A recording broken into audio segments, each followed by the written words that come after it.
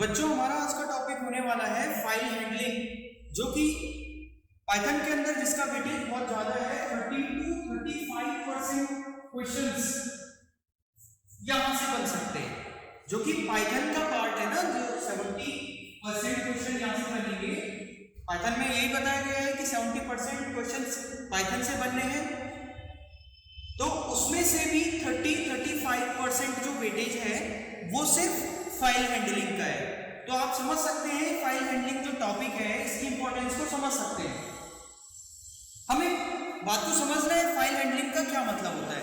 देखो, file handling जो कि हम नाम से ही समझ पा रहे हैं कि how to handle with the files in Python, कि हमें किसी फाइल्स को कैसे हैंडल करना है बाय पाइथन कंपाइलर और विद इन पाइथन। पाइथन में हमें किसी फाइल को कैसे हैंडल करना है, तो इस बात को हमें समझना है बच्चों। इससे पहले हम लोगों को समझना होगा what is a file. File क्या होता है। देखो, सिंपल सी बात है, अगर हम कोई एक डेटा कलेक्ट करना चाहते हैं, मान लो किसी स्कूल के बच्चे का रोल नंबर के साथ परसेंटेज लिखना है, तो हम क्या करेंगे? या तो हम उसे MS एक्सेल खोलेंगे, या हम किसी वर्ड प्रोसेसर में उस काम को पूरा करेंगे। तो जो भी है, हम एक टेक्स्ट फॉर्मेट में अपनी फाइल को कंप्लीट करेंगे। यहां पे मैंने एक एग्जांपल ले रहा हूं, नोटपैड ओपन किया और नोटपैड में अपना डेटा लिखना शुरू किया और बाद में इस फाइल को सेव करके रख दिया student.txt नाम से। आप लोगों को पता होना चाहिए .txt जो है टेक्स्ट फाइल की एक्सटेंशन होती है, जो कि नोटपैड में अगर हम फाइल को बनाएंगे तो उसकी एक्सटेंशन होती है। तो .txt से हम दो बातें समझते हैं कि ये टेक्स्ट फाइल है और दूसरा नोटपैड में बनाई गई फाइल है। इसी तरह से अगर मैं एक फाइल लिखता हूं, इसकी एक्सटेंशन है .doc, तो .doc से बच्चों हम लोग समझते हैं कि एक डॉक्यूमेंट फाइल है, यानी कि टेक्स्ट फाइल है जो कि MS वर्ड में लिखी गई है। इसी तरह से .x जो है एक्सटेंशन है, जो MS वर्ड के वर्जन्स आए हैं 2007 के बाद जो वर्जन्स आए हैं उनमें .x नाम की एक्सटेंशन डाली गई। क्लियर है? तो यहां पे मुझे समझाना ये है कि हम अगर रिलेटेड डेटा को कलेक्ट करके रखते हैं, कहीं पे रखते हैं, कहां पे रख सकते हैं? किसी फाइल्स के अंदर रखते हैं। फिर से रिपीट कर रहा हूं, जब हम किसी रिलेटेड डेटा को किसी फाइल्स के अंदर रखते हैं, जब हम किसी रिलेटेड डेटा को कलेक्ट करके रखते हैं, परमानेंटली रख लेते हैं उस बात को, that is called a file. फिर से रिपीट कर लेता हूं, जब हम रिलेटेड इंफॉर्मेशन या रिलेटेड डेटा को परमानेंटली सेव करके रखते हैं, that is called a file. तो वो एक फाइल की फॉर्म बना लेती है। जैसे कि अभी हमारे पास क्या था, student.txt एक फाइल है जिसके अंदर स्टूडेंट का डेटा रखा गया है। अब बात को समझ गए होंगे। तो हमें इन फाइल्स को कैसे हैंडल करना है पाइथन में। तो देखो, कैसे हैंडल करने का मतलब हो गया, हम कैसे उसे ओपन करेंगे, हम कैसे उस फाइल को क्लोज करेंगे, हम कैसे फाइल में कुछ कंटेंट ऐड करेंगे, हम कैसे फाइल को डिलीट करेंगे, हम कैसे फाइल को मैनिपुलेट करेंगे, हम कैसे फाइल को अपेंड करेंगे। तो ये जो सारे फंक्शंस हैं ये हमें पढ़ने हैं फाइल हैंडलिंग के अंदर। तो ये हैंडल करने की टेक्निक्स हो गई कि हमें कैसे उन चीजों को हैंडल करना है। हैंडल करने के अंदर हम क्या क्या काम कर सकते हैं। क्लियर है इतनी बातें? अब आगे समझना है हमें कि फाइल जो है किस किस तरह की होती है। जब हमारी समझ में आ जाएगा कि फाइल इतने तरह की होती हैं, तो हम सीखेंगे उसे ओपन एंड क्लोज कैसे करेंगे। सबसे पहले इन्हीं बातों को समझेंगे, ठीक है। तो सबसे पहले बात करते हैं डेटा फाइल्स। बच्चों, डेटा फाइल्स क्या होता है? डेटा फाइल्स वही है जो अभी तक हमने पढ़ा। फाइल की जो डेफिनेशन है वही डेटा फाइल हो गई, यानी कि ऐसी फाइल्स जहां पे कुछ डेटा कलेक्ट करके रखा गया है। अब वो डेटा किस फॉर्म में हो सकता है? डेटा टेक्स्ट फॉर्म में हो सकता है, बाइनरी फॉर्म में हो सकता है, या कोई और भी अदर फॉर्म हो सकती है। तो मैं डेटा फाइल्स को अगर एक्सप्लेन करूं तो हमारे पास इसके दो टाइप हैं। पहला text file and second is binary files.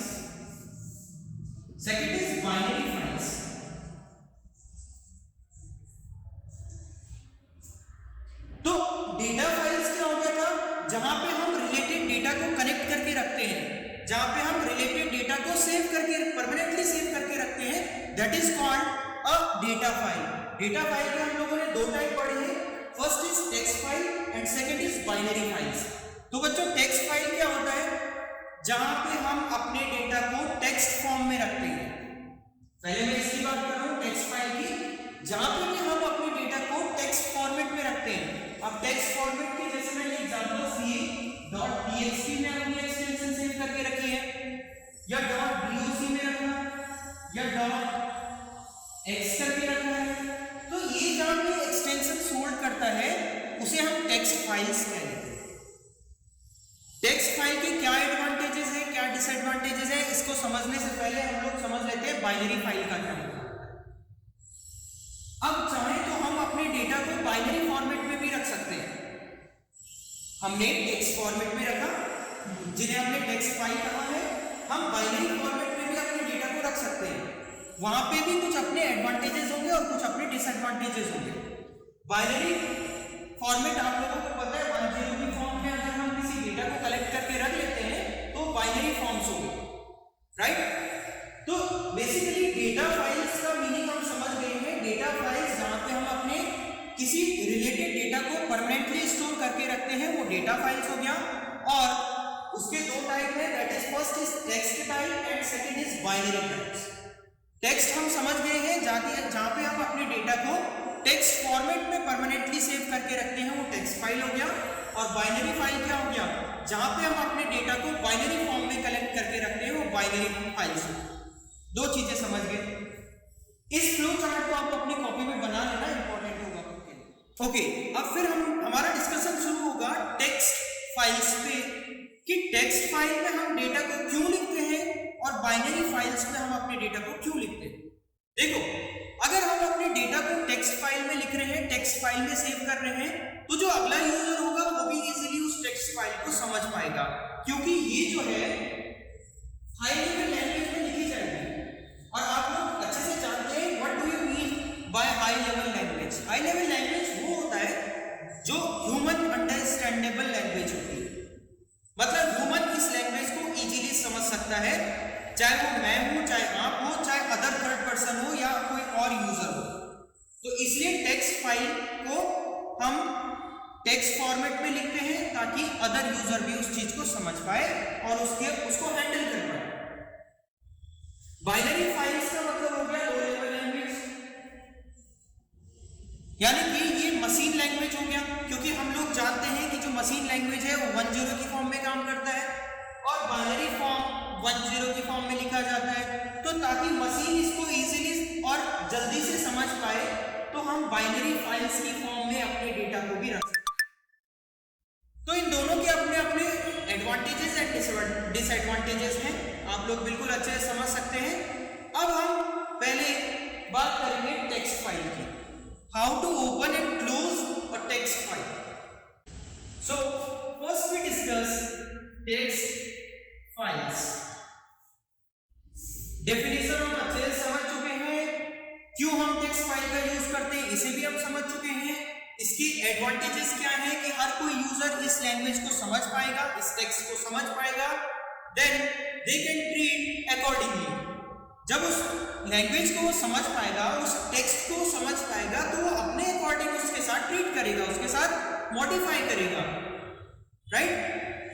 तो देखो, सबसे पहले हमें समझना है हम ओपन कैसे करेंगे किसी फाइल को पाइथन के अंदर। तो इसके लिए मैं तुम्हें सिंटैक्स बता रहा हूं।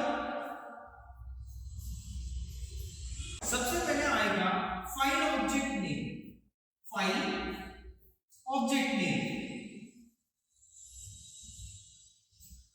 Then open and file name,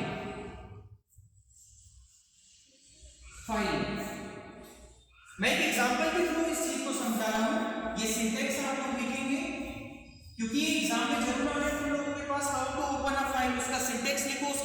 कुछ लिखोगे, जरूर आएगा। तो हमें काम कैसे करना है, देखो हमने लिख दिया पाइथन का सिंटैक्स, हमने ओपन किसी टेक्स्ट फाइल को ओपन करने का सिंटैक्स हमने लिख लिया। उसका एक एग्जांपल लिख लेते हैं हम लोग। जैसे मान लेते हैं हमारे पास एक फाइल है student.txt नाम से, हमारे पास एक फाइल है जो कि सी ड्राइव पे रखी गई है, ठीक है। तो हम एक फाइल ऑब्जेक्ट नेम की हमारी मर्जी, हम इस नेम को कुछ भी लिख सकते हैं। जैसे मैंने लिखा फाइल 1 करके ऑब्जेक्ट बनाया है इक्वल टू, और यहाँ पे एक्सटेंशन में ये इक्वल टू जो आएगा, इस चीज को मैं स्किप कर दिया था, इक्वल टू आएगा। देन यहाँ पे ओपन और पैरेंथेसिस के अंदर उस फाइल का नाम आएगा जिस फाइल को हमें ओपन करना है, लाइक student.txt।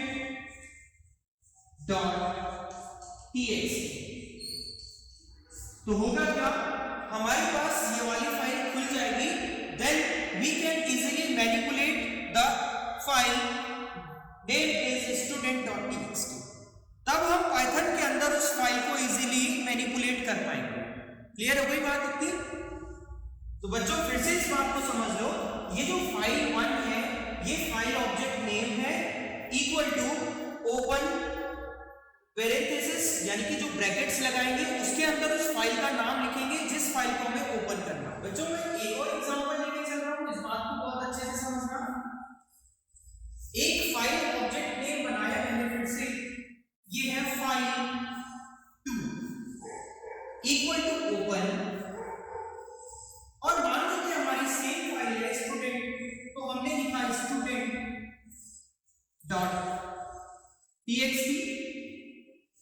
कॉमा आर, ये डबल कोट्स के अंदर लिखा गया है। मेरे ख्याल से इसे भी डबल कोट्स के अंदर लिखते हैं जो फाइल नेम होता है। यस, आप लोग सिंटैक्स में थोड़ा चेंज कर लेना जरूर, ये भी डबल कोट्स के अंदर आता है। फिर से समझ लेते हैं, ये फाइल ऑब्जेक्ट है, फाइल 2 ओपन student.txt हमारी वो फाइल थी जिसे हमने ओपन करना है, और यहाँ पे आर लिखा गया है। ये आर का क्या मतलब होता है कि जो फाइल है वो रीडेबल है, ओनली रीडेबल होगी। अगर मैं आर यूज करता हूं तो वो फाइल ओनली रीडेबल होगी, सिर्फ उस फाइल को रीड किया जा सकता है, उसको एडिट नहीं किया जा सकता, उसमें कुछ कंटेंट हम ऐड नहीं कर सकते हैं। क्लियर हो गई बात? तो इस एक्सटेंशन का आप ध्यान रखेंगे। हमें यहाँ से आउटपुट पूछा जाएगा at the time of exam time पे हमें आउटपुट पूछा जाएगा कि अगर मैं ऐसा कोई प्रोग्राम बना के लिखता हूँ, एक कोड बना के लिखता हूँ, तो इसका आउटपुट क्या मिलना है? वो फाइल रीडेबल होगी, वो राइटेबल होगी, उससे मैनिपुलेट किया जा सकता है कि नहीं, इस तरह के क्वेश्चन पूछे जाएंगे। ओके, एक एग्जांपल और लिया, file 3 equal to open, same file है student.txt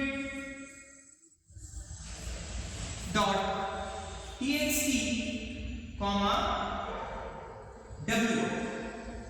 W का मतलब क्या हो गया? इस फाइल को राइट किया जा सकता है, मतलब पढ़ने के साथ साथ उस फाइल को हम एडिट कर सकते हैं, उसमें कुछ कंटेंट ऐड किया जा सकता है। तो आप लोग यहाँ पे मैं लिख लेता हूँ, W का मतलब क्या हो गया? राइट। मतलब रीड करने के साथ साथ हम कुछ उसे राइट कर सकते हैं, उसमें कुछ लिख सकते हैं, उसमें कुछ ऐड कर सकते हैं। क्लियर है? मैं एक और एग्जांपल ले रहा हूँ, file 4 equal to open student.txt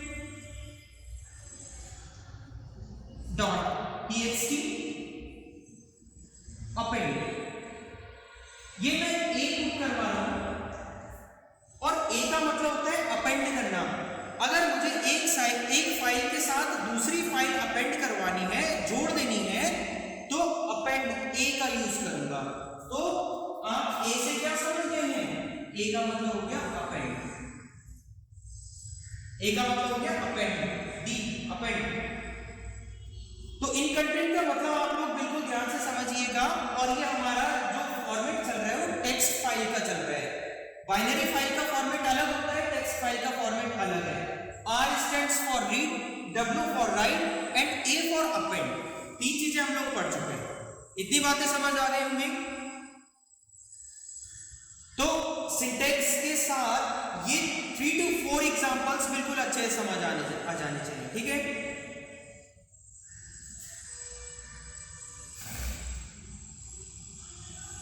okay, अब हमें दो बातें और डिस्कस कर लेनी है। ये जो फाइल ऑब्जेक्ट होता है ये क्या काम करता है और ये क्यों बनाया जाता है और ये डिपेंड कैसे करता है, किस अकॉर्डिंग हम फाइल नेम रखेंगे, इन बातों पे डिस्कस करते हैं। आप इस चीज को नोट कर लो, एग्जांपल्स को नोट कर लो, फिर इन्हें मैं हटा दूंगा। Okay, now the next question is file object. What is a file object? File object क्या होता है या फाइल ऑब्जेक्ट नेम जो मैं लिख रहा हूं वो क्या होता है? देखो, फाइल ऑब्जेक्ट का क्या काम है। अगर मैं एक एग्जांपल पहले वाला ले रहा हूं, file two equal to open student text,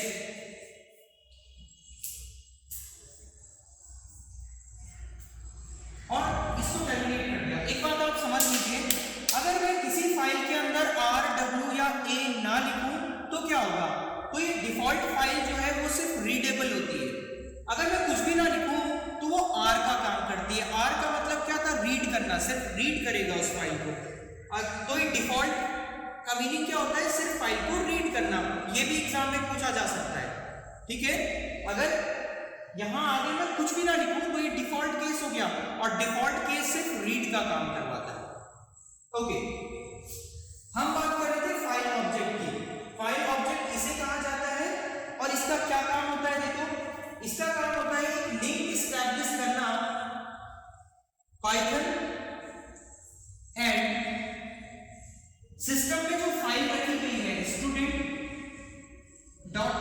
के बीच एक लिंक बना देना पाइथन कंपाइलर के बीच और student.txt, यानी कि हमारा जो कंप्यूटर सिस्टम है जहां से हम उस फाइल को उठाना चाहते हैं, वो जिस जगह पे रखा गया है उसके बीच एक लिंक बना देना, ये काम है फाइल ऑब्जेक्ट।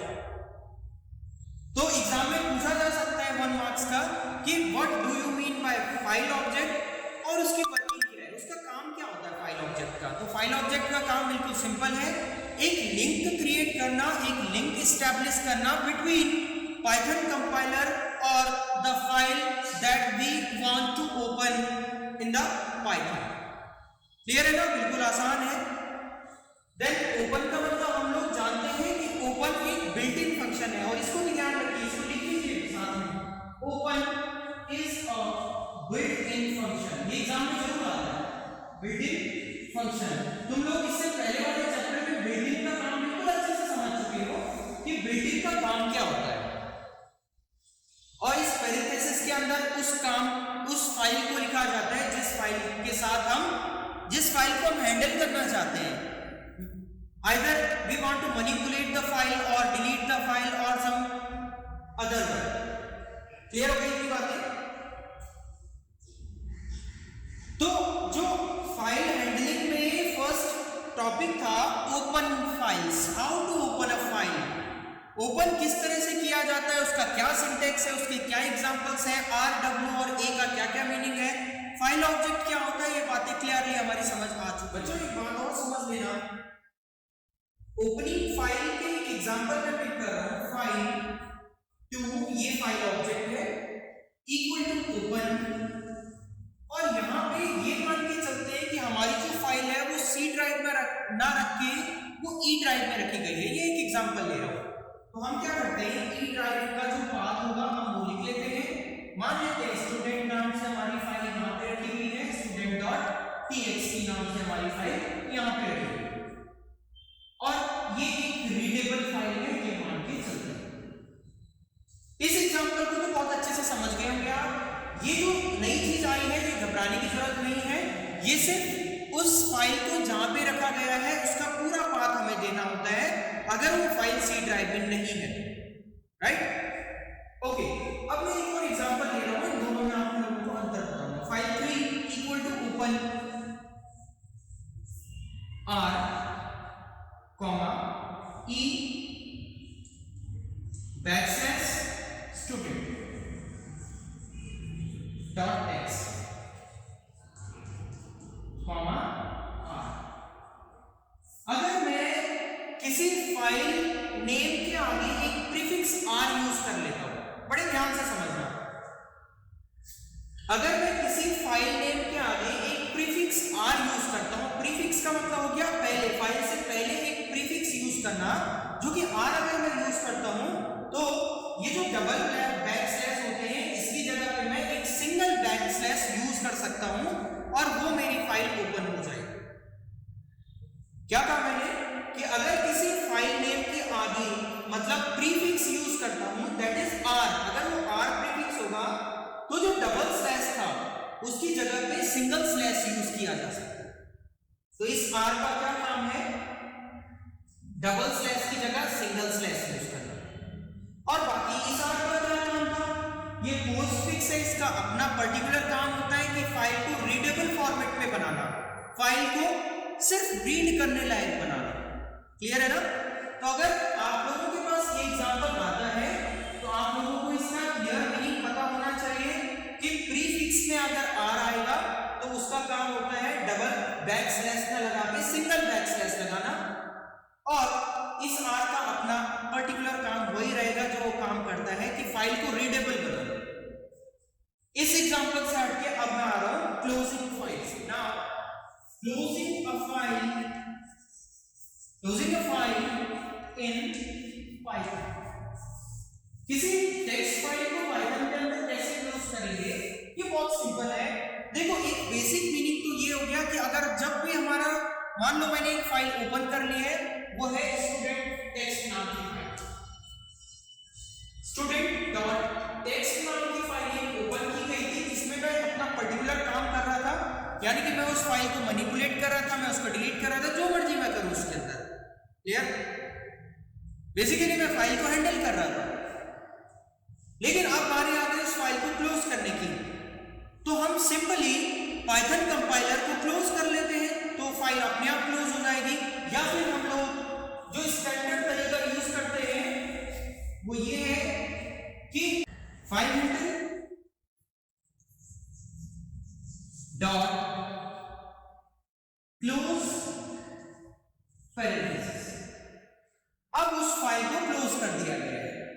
ये फाइल हैंडल क्या होता है, यानी कि यहां पे हम आउट फाइल यूज करेंगे, आउट फाइल। एक हम कीवर्ड यूज करते हैं आउट फाइल डॉट क्लोज और पैरेंथेसिस। तो किसी फाइल को इस तरह से हम क्लोज कर सकते हैं, आउट फाइल डॉट क्लोज और पैरेंथेसिस, तो फाइल वहीं पे बंद हो जाएगी। हमें फाइल का नाम कुछ नहीं देना होता, इस तरह से किसी फाइल को क्लोज कर दिया जाता है। बस, तो आज के टॉपिक में हमें इतना ही पढ़ना था।